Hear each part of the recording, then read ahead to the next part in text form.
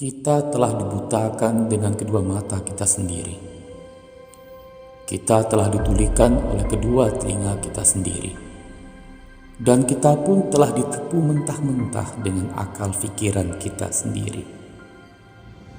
Semakin tinggi teknologi manusia yang menjadi simbol kepintaran dan kemajuan peradaban manusia, bukan membuat manusia semakin mengenal dengan Tuhannya, malah sebaliknya. Teknologi semakin menjauhkan manusia dengan Tuhannya. Tuhan sendiri dianggap tidak pernah ikut campur dalam berbagai kemajuan peradaban. Dia hanya sekedar obat penenang ketika dalam kekacauan, bahkan menjadi kambing hitam dari segala kegagalan kita.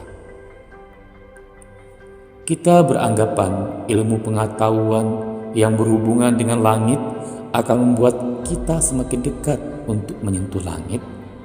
Namun, tanpa disadari, kita semakin dibodohi oleh pengetahuan tersebut. Dengan meluncurkan ratusan satelit, bahkan ribuan satelit, kita menyangka akan lebih pintar untuk menguasai langit beserta isinya, hingga kita merasa telah menjadi pemenang dari segala pengetahuan. Mungkin manusia yang hidup ribuan tahun yang lalu lebih cerdas daripada kita. Mereka membangun bangunan yang tinggi dengan berniat membuat itu semua dapat menjangkau Tuhannya, dibandingkan kita yang menciptakan sebuah teknologi hanya sekedar memenangkan ego dan nafsu saja. Walaupun Tuhan mustahil dicapai dengan bangunan yang tinggi, namun paling tidak niat dari sebuah rekayasa teknologi tersebut dicipta dari kehausan daripada keinginan bertuhan diri mereka. Sedangkan kita yang telah menciptakan jutaan teknologi tidak pernah ada sedikit niat dan keinginan untuk menjadikan teknologi semakin dekat dan mengenal Tuhan.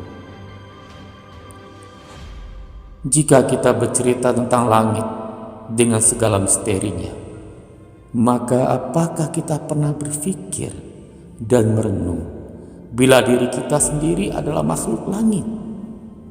Dan apakah pernah kita mengirim ratusan satelit untuk menjelajahi ruangan yang ada di dalam diri sendiri? Sebab rahasia terbesar langit dan dunia ini bukan berada di jutaan bintang di sana, namun berada di sini, di dalam diri ini.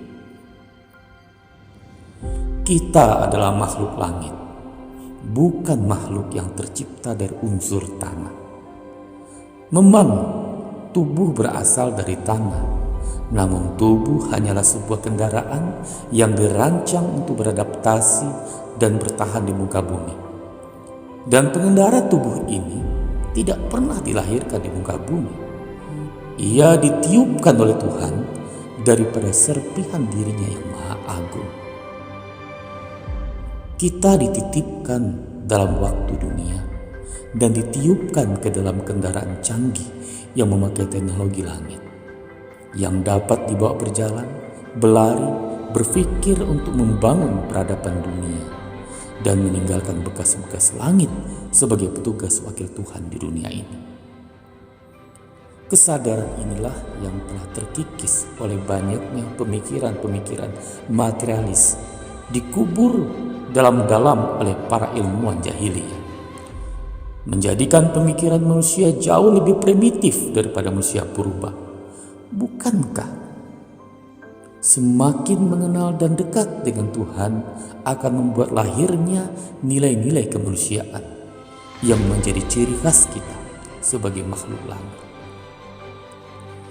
Kita punya agama yang seharusnya menjadi manual book untuk mengendari tubuh ini, menjadi pedoman dalam melahirkan teknologi-teknologi yang membawa kita lebih sadar akan kehadiran dan keberadaan Tuhan, menjauhkan kita dari pemahaman materialis serta egois, membuat kehadiran kita sebagai makhluk langit lebih bermanfaat dan lebih manusiawi di muka bumi, sehingga peradaban bumi ini menjadi hal yang akan kita pertanggungjawabkan sebagai wakil Tuhan dan sebagai warisan yang teragung untuk kita persembahkan kepada generasi langit yang akan datang.